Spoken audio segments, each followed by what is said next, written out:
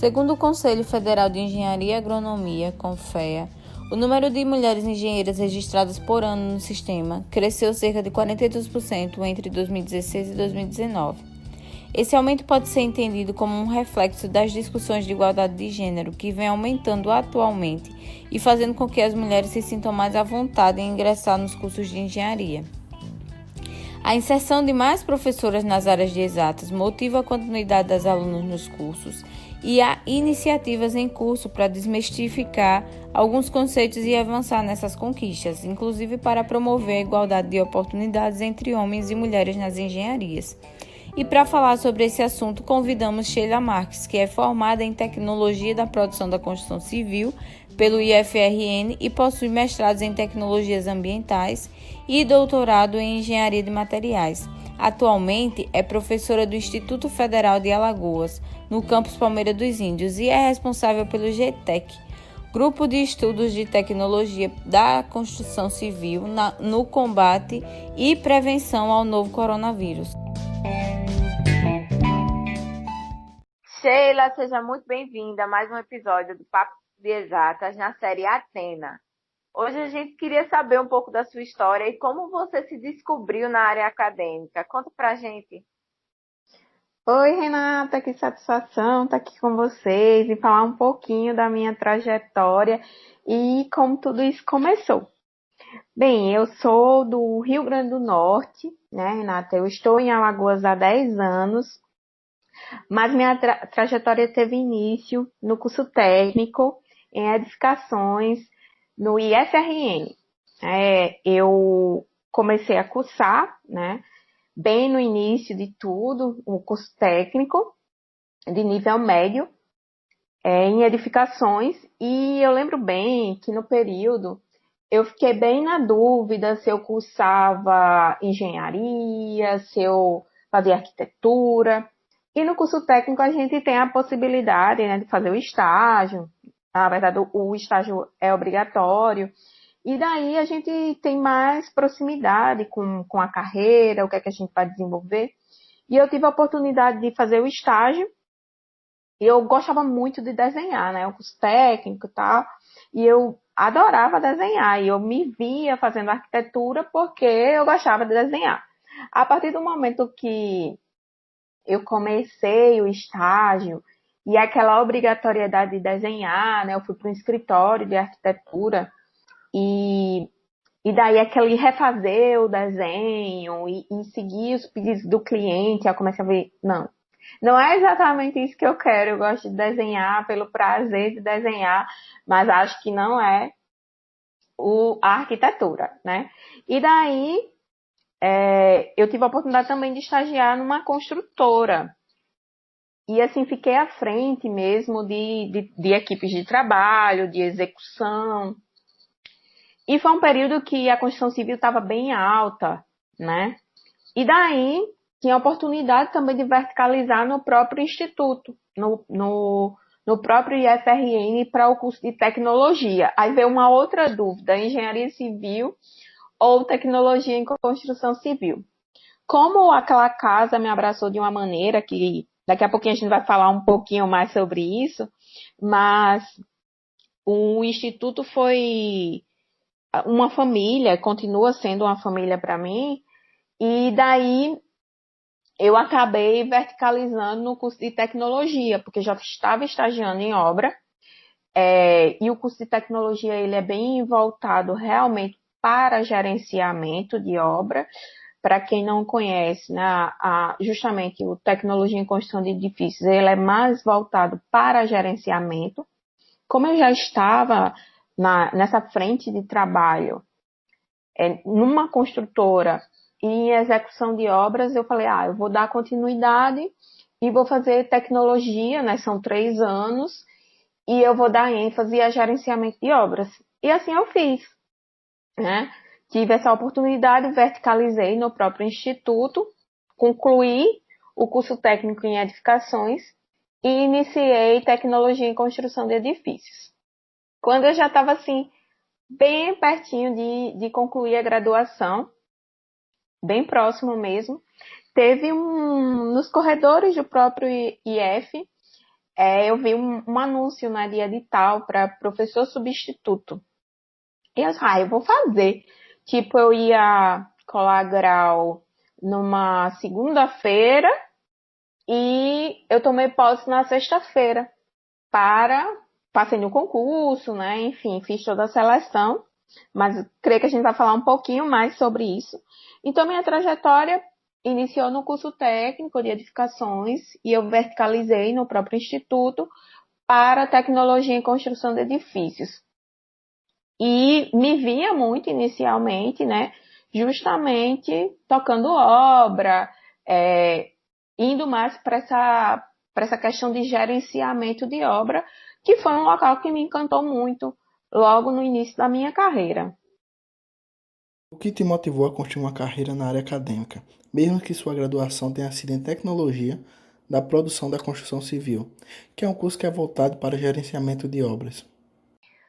Pois é, Victor, como eu falei, né, na questão anterior, eu fiz esse concurso para professor substituto. Eu estava à frente de uma obra, né, uma obra de grande porte, num bairro padrão alto, em Natal, e tinha uma equipe de trabalho bem ampla para eu dar conta, né?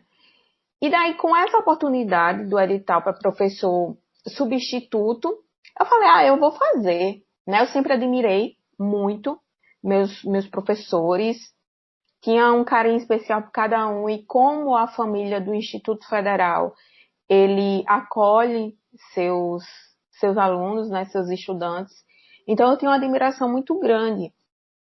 E aquela oportunidade que aquela casa me trouxe, eu tinha uma vontade de contribuir e de fazer aquilo que meus professores fizeram por mim, poder fazer por outras pessoas.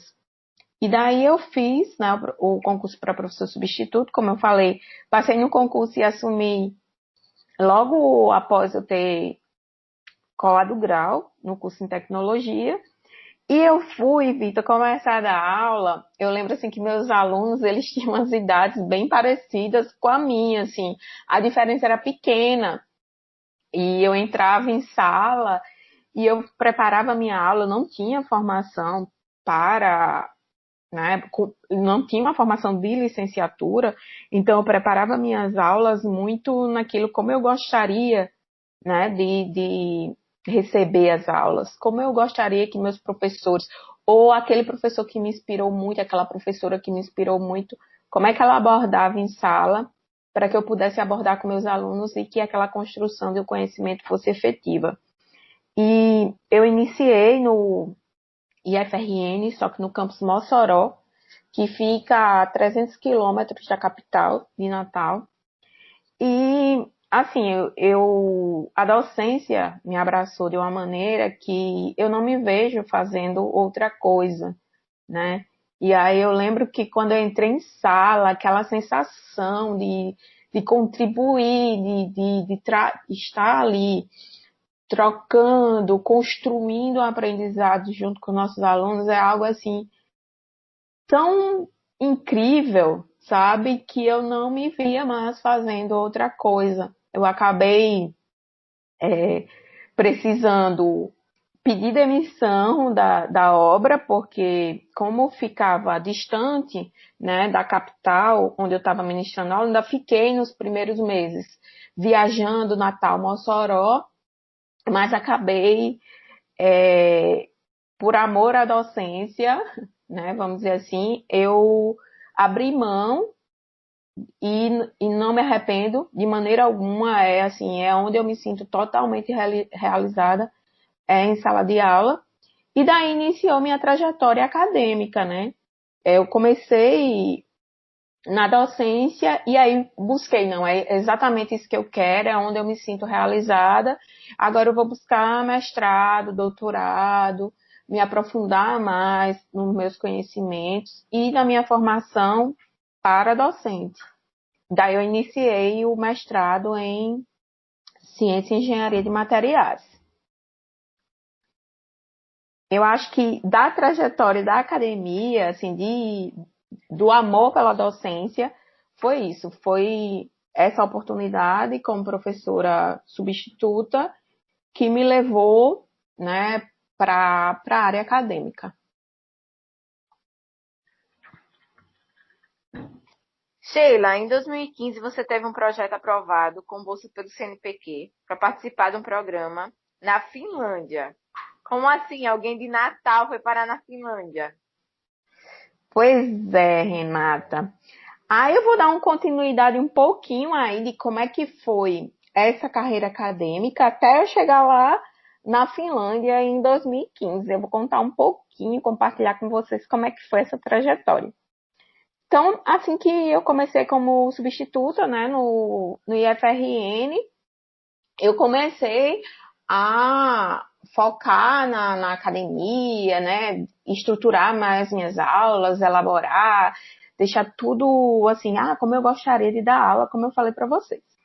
E daí, continuei nas viagens Natal, Mossoró, e iniciei o mestrado em Ciência e Engenharia de Materiais, onde eu tive uma oportunidade assim imensa de construção de conhecimento, que é o que eu trabalho na área até hoje, que é em materiais, né, em economia circular, enfim.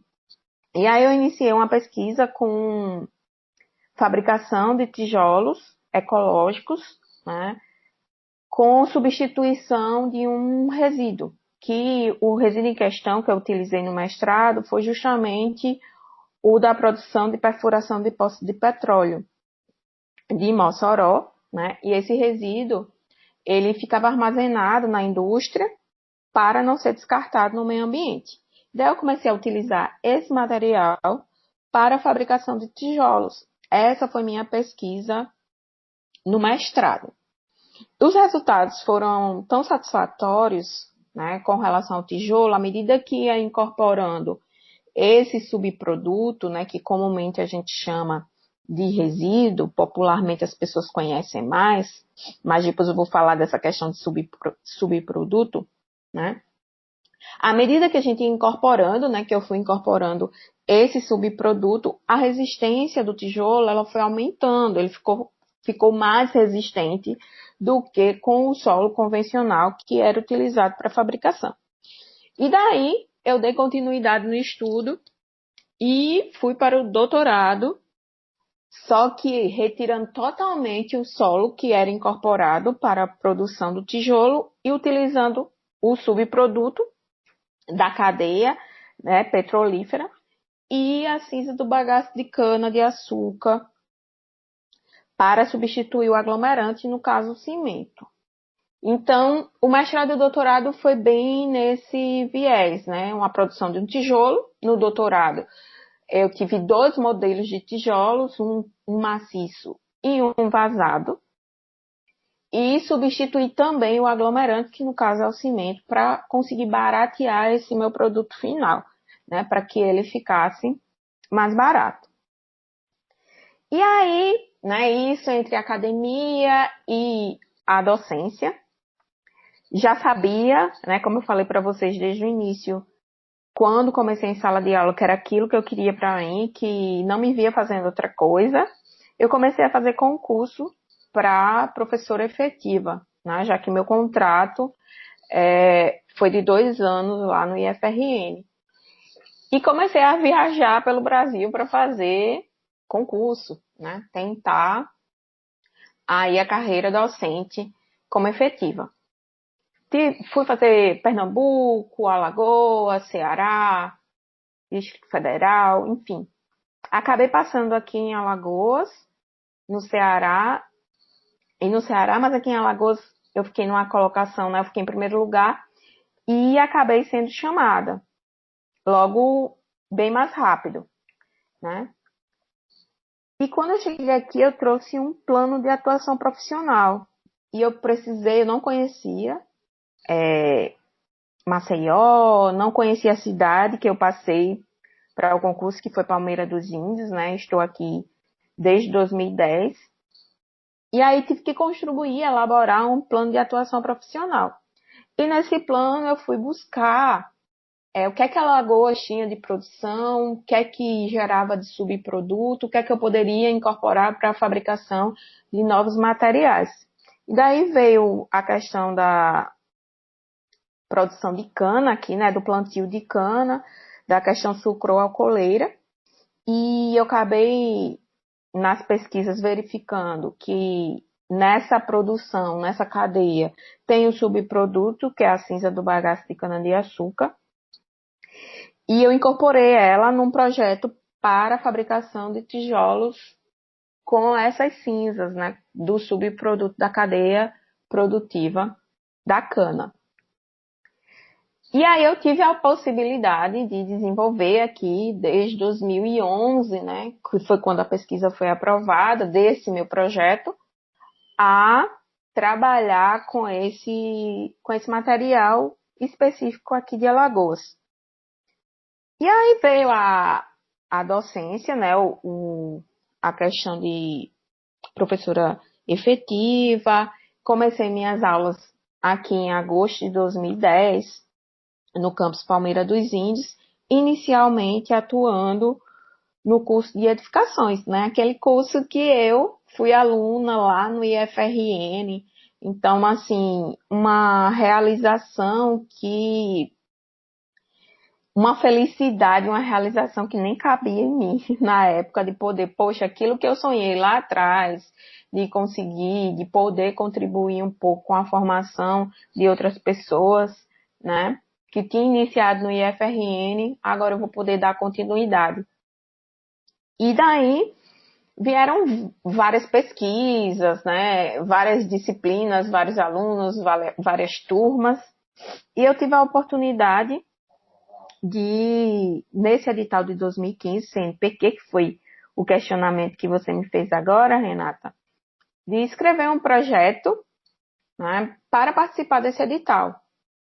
Aí algumas pessoas falam, Sheila, por que você quis ir para a Finlândia? Na verdade, o edital tratava não só sobre pesquisa, né, era para desenvolver uma pesquisa na Finlândia, mas também para estudar sobre pedagogia, né? E eu vi uma oportunidade muito grande de ter essa formação que eu não tive durante graduação, mestrado e doutorado, né? Então, como eu falei para vocês, eu até então dava aula como eu gostaria de receber ou com base na inspiração que eu tinha, né? De ver minha mãe dar aula, dos meus professores, né?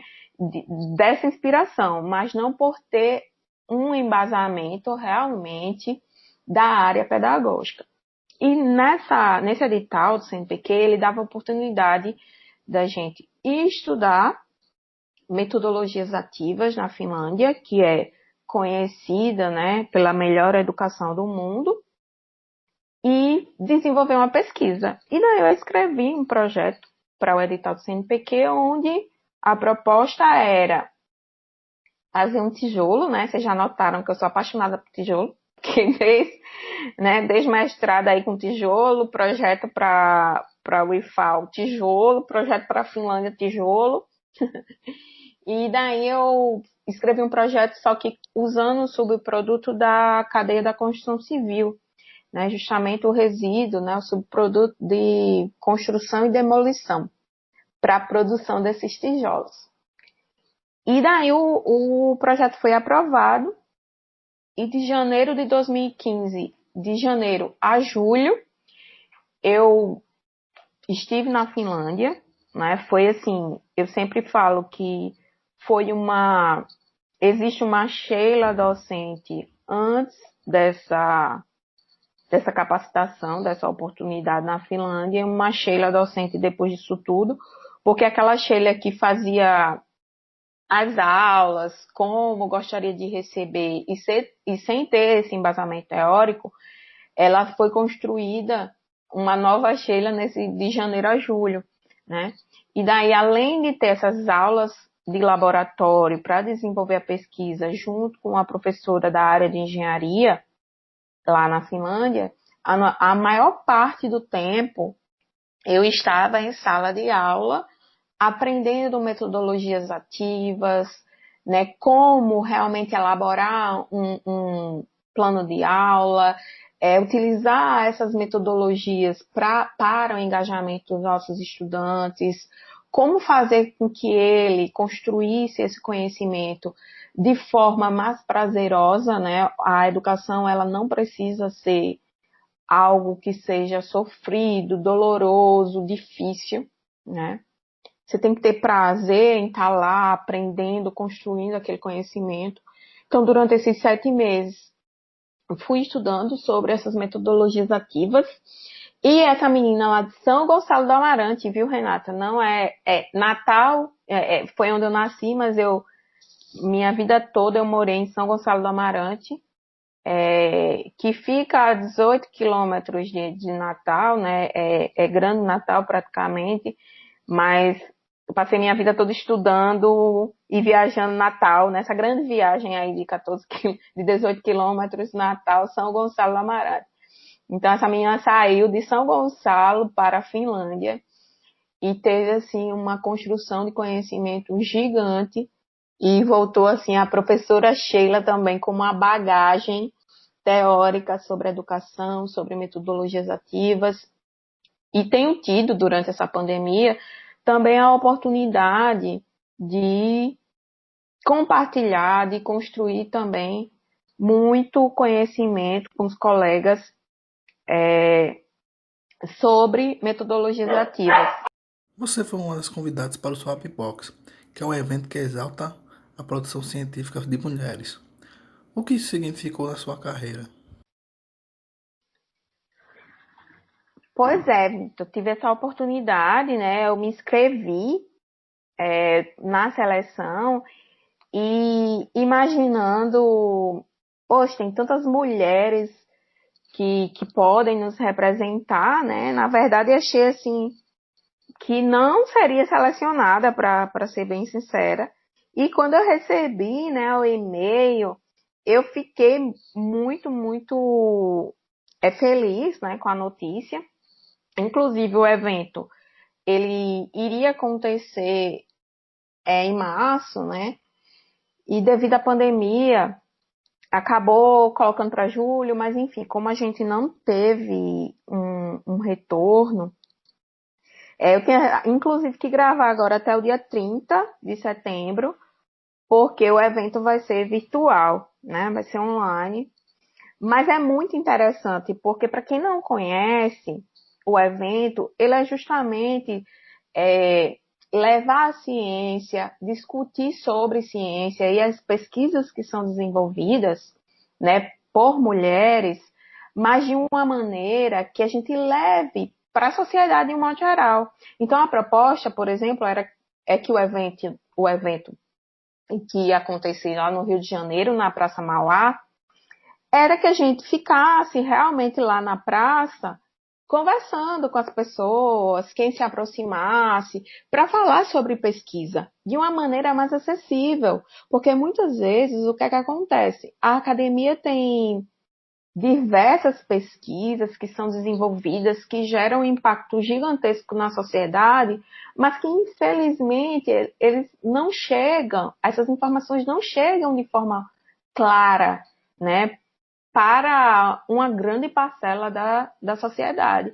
Então, a proposta do evento é muito interessante, porque é justamente pegar lá seu João, Dona Maria, Dona José, e falar para ela, eu trabalho com tijolo, que ele usa aquele lixo, aquele material que você joga fora, que ao invés de jogar fora, porque não existe um fora, a gente reutilizar esse material e fazer um tijolo para construir casas, para pessoas em vulnerabilidade social, pessoas que não têm condições de construir.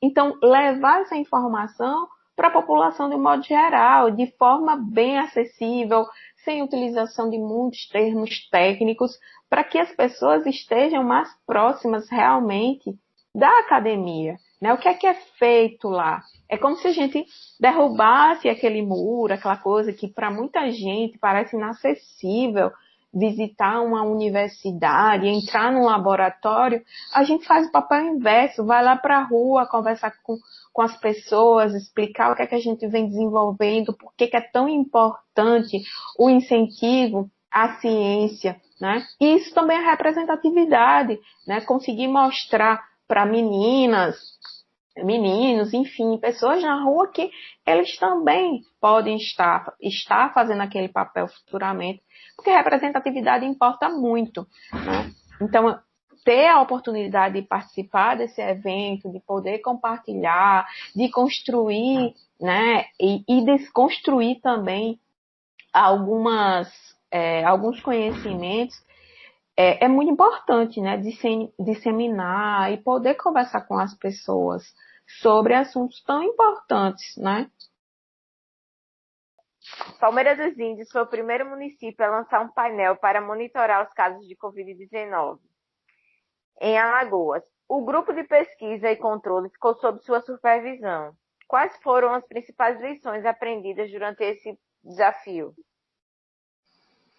Pois é, Renata, meu grupo de pesquisa, na verdade, o grupo de pesquisa que eu estou à frente, né, sob minha orientação, o GTEC, ele trabalha justamente com novas tecnologias para a construção civil, especificamente.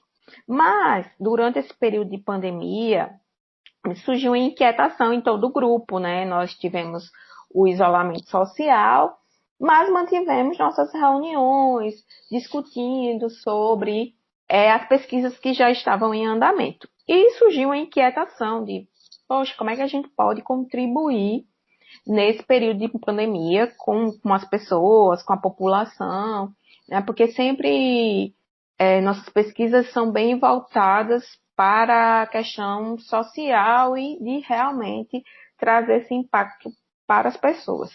E aí nós marcamos uma reunião, né, eu e meus alunos, e fizemos um brainstorm,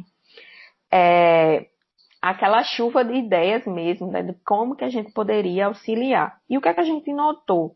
Logo no início da pandemia, aqui em Palmeira dos Índios, a população estava, eu acho que aconteceu em várias cidades no país, de achar que não chegou aqui, de estar um pouco descrente sobre a gravidade da doença, né?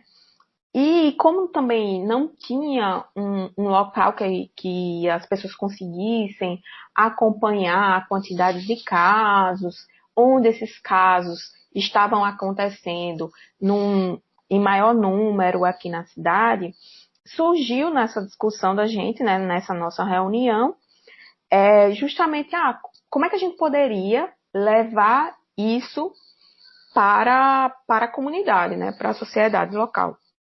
E aí o Emanuel Amaral, que é engenheiro civil, né, foi meu aluno no curso de engenharia civil e continua no grupo, porque agora faz mestrado em tecnologias ambientais. Ele falou, professora, eu estava aqui conversando com meu irmão, o Pablo, e a gente está trabalhando aqui numa plataforma, né, que é justamente para ir alimentando os casos, e ela consegue gerar o gráfico, quantas pessoas, qual sexo, enfim, e a gente pode até monitorar por bairro. E aí todo mundo do grupo, né, todos os demais alunos ficaram, professora, que legal, todo mundo abraçou a ideia, e surgiram também outras propostas de levar para a construção civil, de fazer uma conscientização também para os trabalhadores, já que a construção civil não parou, mas aí eu falo daqui a pouquinho sobre isso. Vou me ater agora ao painel virtual. E daí eu entrei em contato, né, após a reunião, com a Prefeitura de Palmeira dos Índios, com o secretário de Saúde, e nós e com o secretário de Planejamento, e nós iniciamos a coleta desses dados sobre a Covid-19. E aí, nesse painel, no início, nós do grupo de pesquisa do GTEC estávamos alimentando o painel, que era justamente quem era que estava contaminado, qual a faixa etária, qual o sexo, qual o bairro que a pessoa residia, que é justamente o painel que é que ela trabalha, o que é que ele trabalha, o que é que ele mostra para a população, né? Quem é que está sendo mais infectado, quais os bairros que tem o maior número. Então, o que é que essa ferramenta possibilitou? Possibilitou que a população de Palmeiras dos Índios acessasse essa plataforma, né, o Power BI, e conseguisse visualizar, em Palmeira de Fora, que é um dos bairros aqui de Palmeira dos Índios, é o bairro que tem mais casos. Tem 50 mulheres infectadas e 38 homens, um exemplo. Então, ficou mais visual para a população. O objetivo do painel era justamente que eles tivessem acesso fácil, não é um aplicativo que eles precisam baixar, eles abrem um link, o link está disponível no site da prefeitura e no site do IFAL, Campus Palmeira dos Índios. E eles conseguem acessar, assim que abre o painel já mostra os bairros, ele vai clicando nos bairros e vê quantos casos, vê se os infectados tinham comorbidade ou não, né? Qual o sexo, qual a faixa etária. Então, acho que a partir daí a população começou a ter uma visualização melhor dos casos do que antes. Então, nossa contribuição enquanto grupo de pesquisa iniciou com o painel, né? Mas também nós tivemos ações para a construção civil que foi justamente de conscientizar, de levar um pouco sobre os casos, né? Foi elaborado um cordel, né, que é do pedreiro mascarado, que foi o João Marcos, que também faz parte do grupo de pesquisa. O João Marcos já terminou engenharia civil, mas continuou no grupo dando essas contribuições, né, com a gente. E aí ele fez o cordel para que a gente sensibilizasse os trabalhadores, porque a gente já sabe que a gente tem dificuldade na construção civil, né, de conscientizá-los de usar os EPIs. Imagina aí, nesse período de pandemia também, além de bota, capacete, ainda tem mais a máscara. E também junto com um apoio do Instituto, né, do Campus Palmeira dos Índios e da Prefeitura, a gente conseguiu fazer doação nas obras aqui do município, entregando álcool gel, máscara e panfletos para fazer essa sensibilização com os trabalhadores da construção civil. Muito obrigado, Sheila. Agora eu gostaria de saber sua opinião sobre a questão de gênero dentro da academia e do meio científico em geral, e o que pode ser feito para termos mais equidade. Essa é uma questão que a gente precisa discutir bastante e precisa estar muito, construir muito essa visão e também desconstruir outras tantas ao longo das discussões, sabe, Vitor? Eu acho que representatividade, ela importa bastante. Eu até discuti isso, inclusive, com a Renata, numa live que nós tivemos a oportunidade de participar, né? Porque eu sempre comento sobre essa questão, uma experiência que eu tive logo no início aqui em Palmeira dos Índios, né, no campus, porque eu acho que aos poucos a gente está conseguindo desconstruir, mas eu lembro que assim que eu cheguei aqui, há 10 anos atrás, eu questionava para minhas alunas, o que é que você quer ser, né, quando terminar o curso de edificações e tal. E eu lembro que na época aquilo me chocou muito, porque eu recebia muitas respostas do tipo, eu quero casar, eu quero ter filhos, eu quero cuidar da casa, né? Não que isso não possa acontecer, é sempre o que eu falo. Mas aí, da onde eu comecei a me questionar se aquilo de fato era uma vontade daquela menina ou aquilo era mais uma questão de imposição da sociedade, que ela incutiu como, não, eu preciso ocupar esse papel porque é isso que a sociedade quer de mim, ou de fato eu quero isso para minha vida, né? E aí quando eu cheguei aqui só tinha 2 professoras, né, do sexo feminino. E os demais eram todos homens, no curso de edificações, né, e quando iniciou o curso de engenharia. E agora eu já vejo uma outra realidade. O grupo de professoras, de docentes do curso de engenharia civil está mais amplo. no curso de edificações está mais amplo, o número de mulheres estudantes do curso de engenharia aqui do campus é bem maior. Então, o que é que leva a gente acreditar que está havendo uma mudança? É justamente essa questão de representatividade e de debate, de diálogo sobre o papel da mulher, sobre os espaços que as mulheres devem ocupar ou não, que não existe não. A mulher pode ocupar o papel que ela quiser, né? Que tem a mulher, não existe essa diferença, eu sempre falo para minhas alunas, não existe, elas construíram o mesmo conhecimento que os homens da turma, né?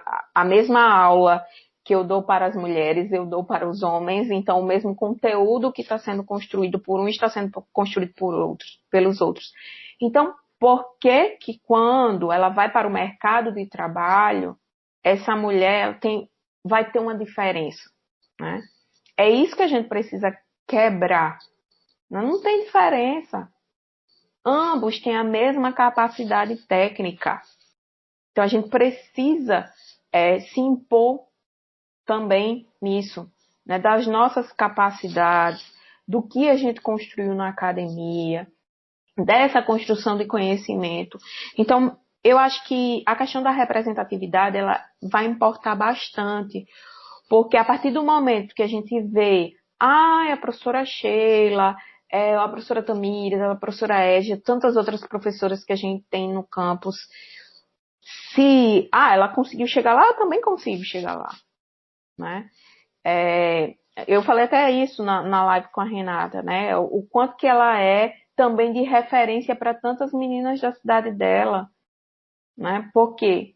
Porque eu posso chegar ali. Não, o meu papel não é só casar, ter filho, cuidar da casa, cuidar do marido, né? Então a gente precisa desconstruir essas visões com relação a isso. Professora, eu não posso casar, ter filho, cuidar do marido. Claro que pode, como eu já falei, você pode o que você quiser, né? O que a gente não pode é ficar submissa ao que a sociedade espera da gente. E a gente precisa deixar isso muito claro e desconstruir esses conceitos, né? Por mais mulheres ocupando seus espaços, por mais mulheres nas exatas, nas engenharias, em qualquer outro local que elas queiram ocupar, né? E que a gente consiga alcançar em algum momento, espero que não muito distante, assim espero, ocupar todos os espaços de forma que tenha essa equidade, né? A gente não espera estar à frente e muito menos espera estar atrás. A gente quer estar lado a lado, né? Nessa construção, né? Não é uma disputa para ser melhor do que o homem, não é isso, né? O que a gente quer é que realmente eu esteja lado a lado numa disputa de vaga para engenheiro, que não tenha mais, por exemplo, quantas vezes a gente não viu um cartaz, procura estagiário, né? Aí tem lá, sexo masculino. Por quê? Que tem que ser um homem, né? Então, a gente precisa desconstruir esses conceitos. E como que a gente vai fazer isso?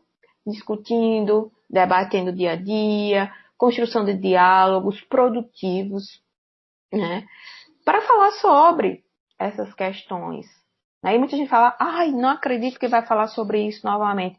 Vamos falar sobre isso novamente, manhã, tarde, noite, a hora que for, mas o que a gente quer, o que a gente espera é que tenha essa equidade, né?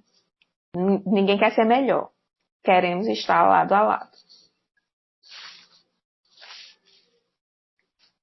Ótimo, Sheila. E aproveitando, quero agradecer muito a sua participação mais uma vez no podcast Papo de Exatas.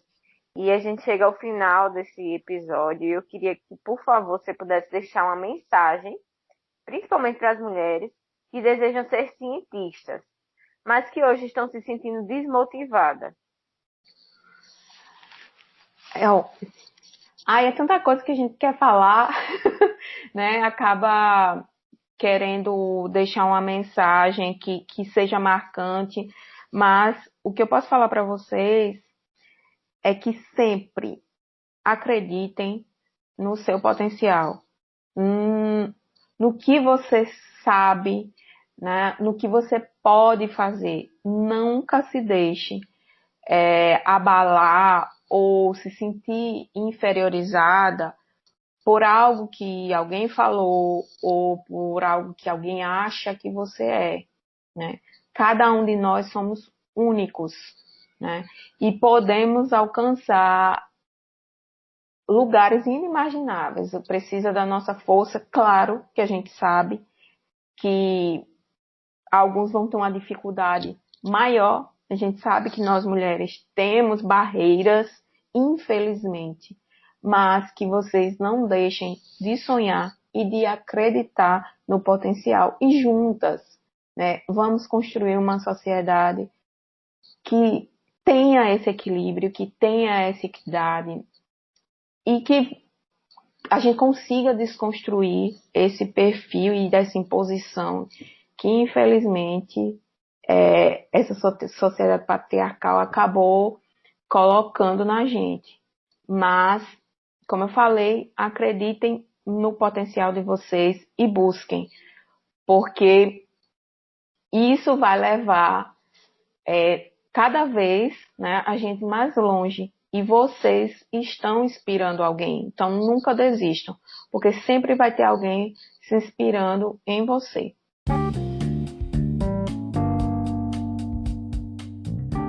Agradecemos a todos que ouviram mais um episódio do Papo de Exatas. Nos siga nas redes sociais, @Papo de Exatas. Até mais!